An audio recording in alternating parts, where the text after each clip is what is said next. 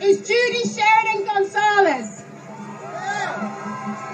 Judy is a registered nurse and executive director of the New York State Nurses Association. President-elect. She's going to talk to us about what austerity looks like here in New York City. Are there nurses here? As nurses, we see the dismal failure of the healthcare system as our emergency rooms are inundated with its victims. Primary care is assembly line care, with waits for tests that approach a year. Devastated communities are on the chopping block with constant attempts to close desperately needed hospitals. Housing is unaffordable. The super rich have multiple luxury apartments and vacation homes all over the world.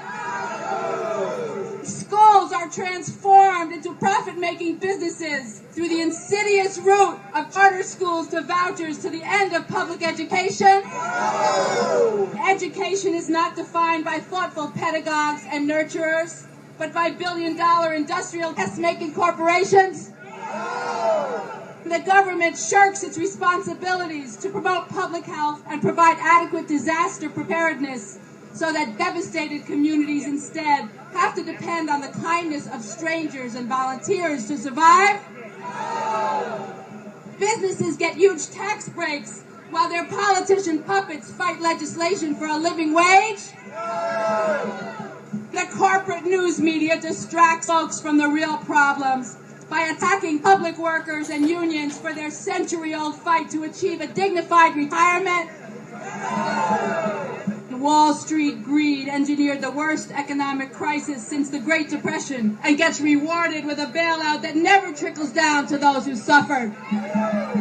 Good-paying jobs with pensions and health benefits are replaced by part-time casual work, absent security and benefits. When the state shutters hospitals in the neediest communities and Big Pharma controls life-saving research, generating obscene profits for shareholders but no social commitment. And when our nation's infrastructure is falling apart, and when our environment's being destroyed, and we're told there's no money to repair and support a healthy tomorrow. Well, guess what? There's money. There's so much money that a minuscule tax, the Robin Hood tax, 0.5% on Wall Street transactions, can generate billions of dollars to fix the problems that these same hedge funds, bankers, and financial people caused in the first place. As frontline caregivers, nurses decided to fight back.